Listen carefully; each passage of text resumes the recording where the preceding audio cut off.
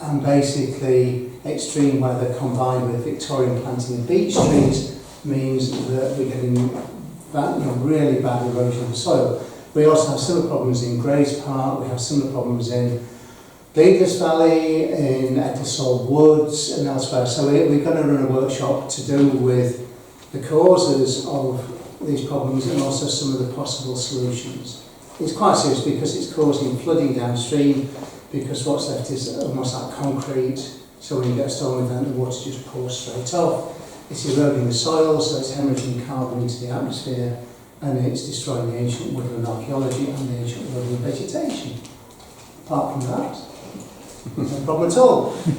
So we are going to have a workshop. The reason we haven't got it so far in terms of a date is twofold. My colleague at Hallam, Kevin, is still incredibly busy this time of year, so trying to pin him down is quite difficult, but also we are struggling to find a venue because nobody, even when we talk to people, they never get back to you to actually confirm anything. So we've tried various venues, and as soon as we get possible dates, we will let you know. The other thing I wanted to say, we've brought some books along, as Christine said. They're all slightly reduced from our online bookshop price, because obviously this saves personal packing. Just a couple I wanted to bring to your attention. One is not published by me, but it's written by a very good friend, Chris Baines, Sheffielder. And without Chris, we wouldn't be here talking about this today. Back in the 1980s, Chris was one of the people who pioneered the Urban Wildlife Movement and the Urban Wildlife Trust, which led to Sheffield City Wildlife Trust, which led to Sheffield and Rotherham Wildlife Trust. But he and another colleague, Jane Smart, who was at Sheffield University, produced a little guide to habitat creation. And it's one that I always recommended to my students before I was emeritus, and when they paid me to go and teach the students. This is a nice little pocket guide to all you want to know about habitat creation. And I would also suggest, if you're feeling slightly more flush, that you buy Chris's book. And it's the recent one, the one published by the Royal Horticultural Society. I don't know, lockdown's a bit weird, but it's about 3 or 4 years ago probably. And he produced an award-winning version of his book on how to make a wildlife garden. And that is absolutely fantastic. And this is a nice little pocket book, and it's very, very potted. And it covers two things. One is wildlife gardening, but also habitat creation, which I'm going to be talking about in the wider landscape. And then the other one I wanted to bring to your attention was a little volume based on an event we had, probably 2015, which was 10 years after the premature death of one of our great Sheffield environmental heroes, ecological hero, Dr. Oliver Gilbert at Sheffield University. And we produced a set of essays in honour of his memory on frontiers of urban and restoration ecology. So there's a whole load of stuff here about basically greening the city and what it means. And the sort of ecological systems that are emerging. And so these are by his peers, and they're by people who are leading authorities in that field. So again, do have a look at that. It's one of these weird things that I've come across. I'm sure it's a sign of old age, but you get people who you really admired, and then for various reasons they're no longer here. And then you talk to people, in this case at Sheffield University, and people have never heard of them. Mm. And it's just weird, particularly the people who were around before the digital age. If stuff isn't online, students aren't interested. Mm-hmm. And I can say, well look, here we go. There's another great Sheffield botanist, Ian Rotherham. If Ian wrote the definitive paper in the 1960s, it's still the definitive paper that you need to read if no one's done any better. But it's just one of those things. So we produced that volume in honour of Oliver. Now what I want to talk about today kind of comes from his influence. He worked with me when I was a city ecologist, and we started to look at the open spaces of Sheffield, and we started to look at different approaches to managing open spaces, and we were very, very influenced by the embryonic stuff that Chris Baines was doing. And Chris is often one of those people who people forget. Again, he's still around, he lives down in the Black Country, but he's a Sheffielder, grew up in Healy, and his mum used to live up at near what was Myers Grove School, near Stannington. for a long time. So Chris used to come up very regularly, and he changed people's perceptions of urban spaces, and he kind of led to a movement that's emerging at the moment to actually do things differently. We don't have to have short mown grass inappropriately everywhere, because that's how we do it. You know, there are alternatives, and some really exciting stuff now happening across the city. And we're hoping to do more workshops maybe next year if we can get some sponsorship to make those work, so we can make them free to deliver. Because what we have found is there's quite a lot of local groups who really want to do something, but they are not confident about necessarily having the appropriate skills.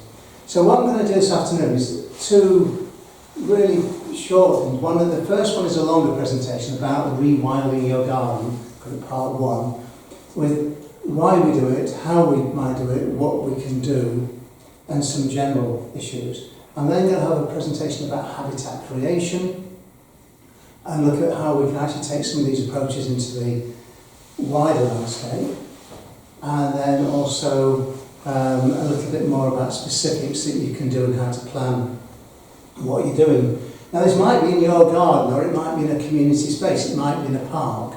It might be a space the size of this room or smaller, or it could be a huge area like Grace Park, or a medium-sized site like Whirlow. And then we've got the playing fields below Whirlow, which we've been working on with the Wildlife Trust and City Council. And I don't know how many of you have been down there recently, but it's looking fantastic. The ponds are all full of water. The retention ponds to slow the flow, it looks brilliant. And I was actually out there looking at an archaeological site recently with an archaeologist, so I haven't got a chance to go and actually verify this, but 2 birds flew in, which, having looked at this, and they dropped onto the pond, but they were out of our line of sight. But having talked to those people, they were almost certainly male common scoter, which is a seagoing bird, a duck, and they do occasionally migrate across the inland area. So our little ponds have already started to get some regionally very rare species. So you can achieve all sorts of things, and I want to talk about scale. So the first one, rewilding your garden, part 1. Overview and scene setting, rewilding and habitat creation. And one of the great things is you go in your garden and the birds will come and talk to you. Sadly, my robin that talked to me is no more. Robins are fairly short-lived, so it doesn't pay to get too emotionally attached to them. But I did have a robin that would come and actually sort of sit and Twitter, and I Twitter back and talk to my wife about it. But one of the great things, which is really, really significant, is contact with nature. The garden is where that happens.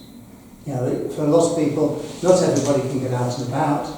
And you can actually have a garden, even if it's just a window box. I had, when I was a tutor at the University Halls, my wildlife garden was a bird feeder on the window, and I had one of those windows, I can't remember, 1970s tower block. It sort of had an axis in the middle and you open it like that. And the blue tips from the beech tree outside, there, this really big beech tree outside, would actually come in and end up on the inside of my window. So I'm at my desk trying to work, and there's a blue tip twittering, and it would come and feed. And that was my wildlife garden. So Chris Baines and I talk about rewilding, but we talk about rewilding from the window box to the mountaintop. It's not just the mountaintop. Because for most people, they will never get to the mountaintop, and for many people, they're not bothered about the mountaintop. So the place to hook them, really, is on the doorstep. And why do we want to hook them? Well, we have a problem. Nature's on the cusp of widespread collapse, and rewilding potentially, writ broad, so I'm including my wildlife garden, could be the glue that reconnects the fragments into a rich, vibrant, viable future ecology. And it is potentially quite serious stuff. Now, there are issues with some rewilding, and it's great. I do some work in North Yorkshire, and the gamekeeper I was working with about 2 years ago said it's fantastic. Over winter, we've had 2 white-tailed eagles at the top of our valley in this area. It's just amazing. You know, they were really excited. They got these juveniles which had come up from the Isle of Wight. But there's also rewilding, introducing golden eagles to the Peak District, which I I have issues with, because I don't think it's suitable. I think there are issues of animal welfare, of habitat suitability, etc., etc. They are way out of the home range now. Yes, we used to have eagles. Yarn Cliff Wood near Fox House means Eagle Cliff Wood. So when that was enclosed with coppice wood, it was the time when eagles probably nested on the local cliffs. Long time ago, the habitat has been fragmented. There's a lot more of us about. The golden eagles that were in the Lake District around Basson Plate for about 10 or 15 years eventually didn't survive, because it's a long way from the core population, which is Scotland. The core population in Scotland is doing reasonably well, but you still need to have connection, and it's a problem. And the other issue is, if we have golden eagle, I mean, I was talking to Paul Arden, who some of you will know. He said, yeah, well, one of the issues on Doe and Tedge in the Domo, which is that northern bit where you would try and introduce eagles if you were doing it, we have a very increasingly rare population of mountain hares. It's interesting because it's the symbol of Sorbet Natural History Society, and it's doubly interesting because, yes, it is the native British hare, but the population of the Peak District isn't native. It was reintroduced by Victorian grouse moor owners. So is it native? Is it non-native? No. So you have problems there. But if we have eagles, there won't be any hares, because they will pick them out dead easily. And it was fantastic when we had that lammergeier the other summer. That was just brilliant. But it didn't stay to breed. It was here for a period as a juvenile.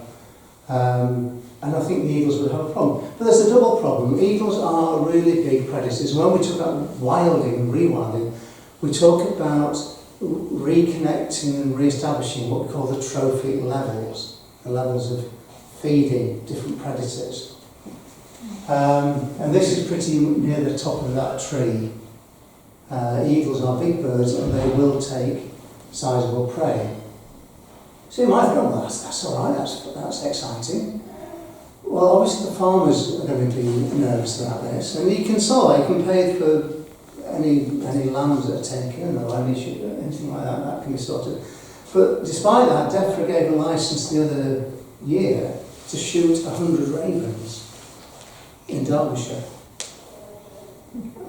That suggests the farming community are not necessarily quite convinced by this. But even worse, if little Freddie is walking his little terrier along Doe and Tedge, an eagle is quite capable of flying off with a terrier, and possibly with little Freddie. That's not going to go down terribly well. So I think we have to take these things into account. Only someone recently who's been a jogger in Italy got the first person in Italy killed by a brown bear in historic times. It's terribly, terribly sad. So we need to think about that. The big issues are carrying capacity, habitat suitability, connectivity, animal welfare, public acceptability. The same applies to beavers. There's ideas like introducing beavers to the uplands around here. And Brook Reservoir and the stream Brook probably means Beaver Brook. But when there were beavers there, just on the edge of Sheffield, it was a very different landscape, very different habitat.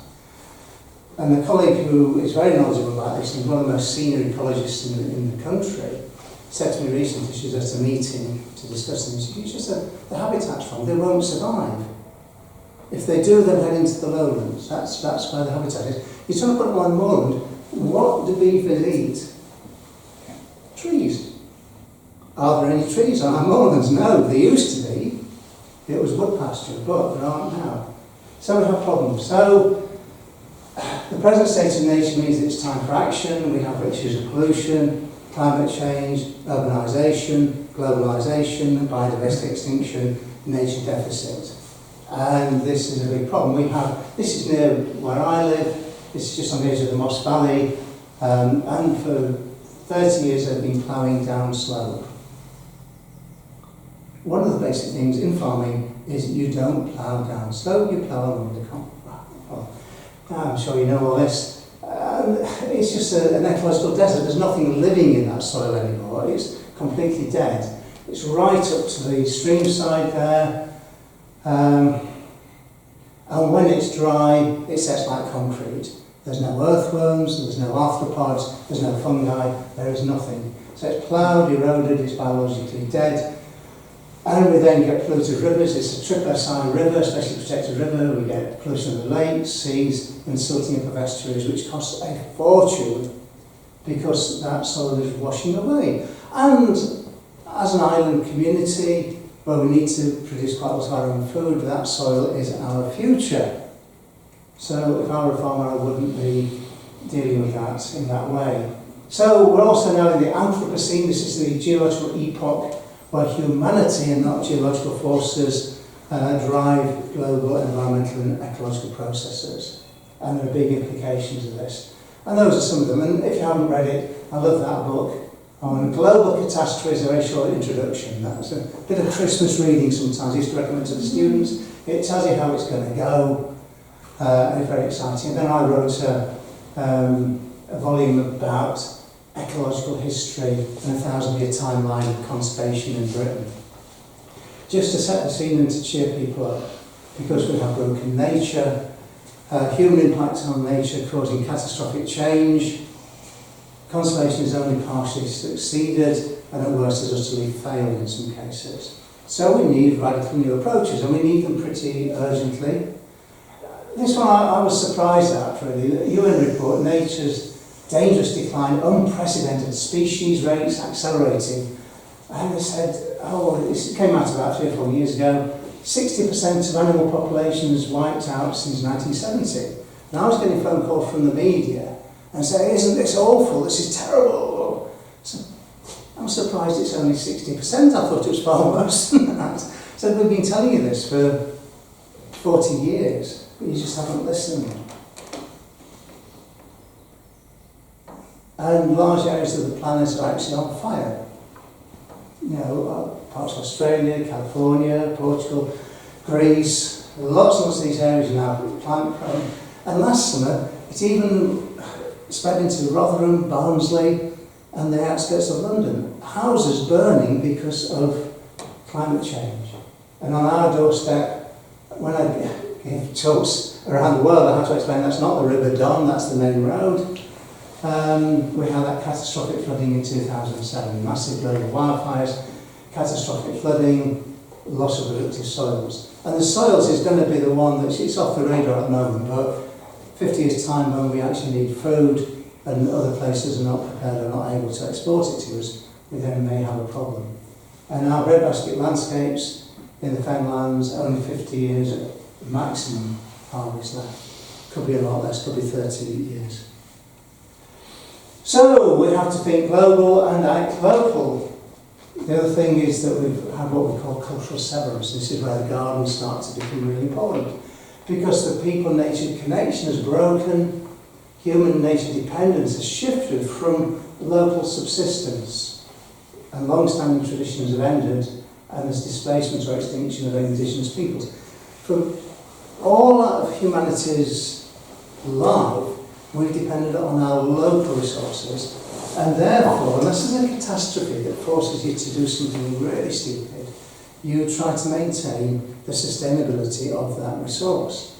Now, because our use of the resource is distance, the Sainsbury's and the co-op and things between us and the resource, so people don't make that direct connection anymore, we don't think we depend on nature. Well, I think we do.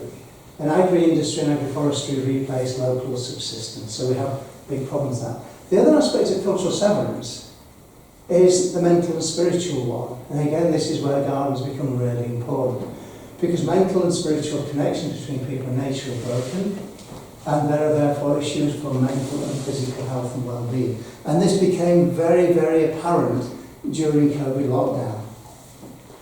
A sizable community, you know, you were able to go out, I can't remember what it was, for half an hour or, you know, to walk locally or something. But some people can't actually do that anyway. And certainly in a lockdown situation, they were frightened to go out. So even if they could go out, some people didn't.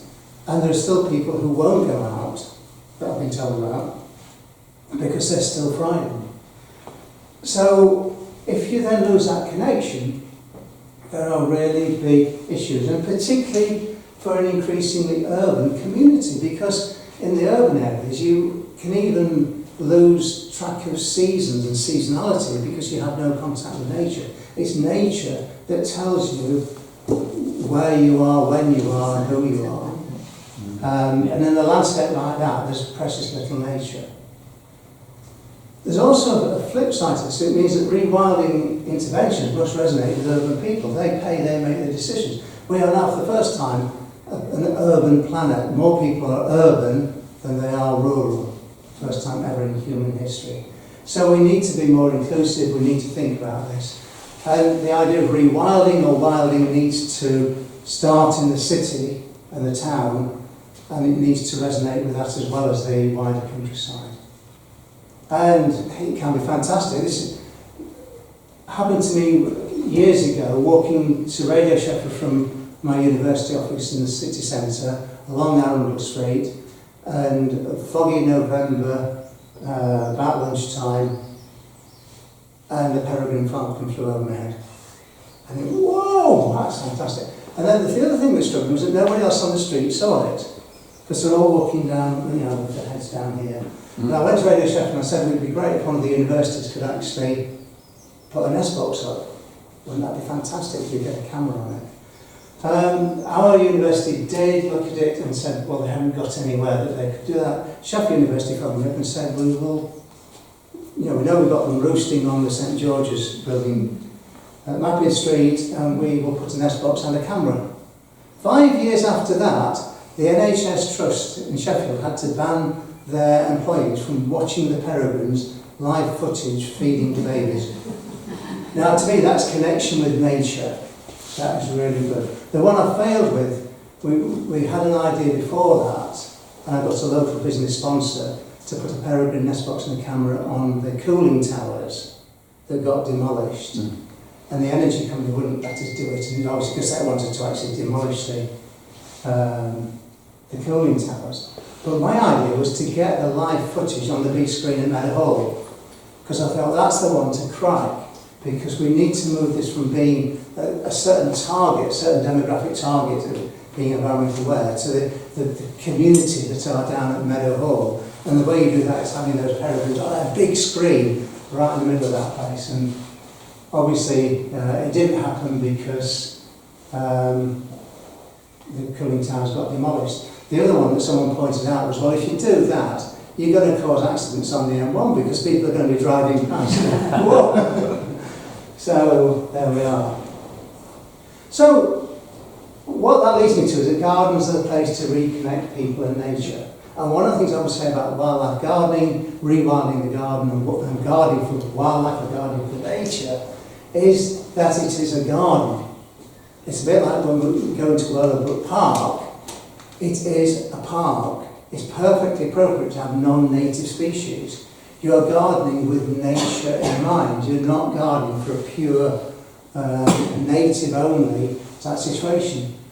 So one of the things is to incorporate native species and nature into that, and to provide, as I've done there, a huge amount of flower available for nectar and pollen feeding, etc., etc. But it should also look attractive and look stunning. It should sound good because you're going to have all the insects there. And we know insects, it's a big problem. We've got a catastrophic decline in moths. We've got a catastrophic decline in pollinating insects like bees and bumblebees and hoverflies. So we need to address this, and the place to do it, I think, is in the garden. And you walk into that. The trouble is, really, I could do with one of these where you can actually hear it and you can scratch it and sniff it, because it should smell nice and it should also it should sound good. And the great thing about the gardens, reconnecting people and nature, is that the commonplace becomes absolutely special. The blue tits, when the baby blue tits emerge, you've got flocks of these things that are all little yellowy and they're fantastic.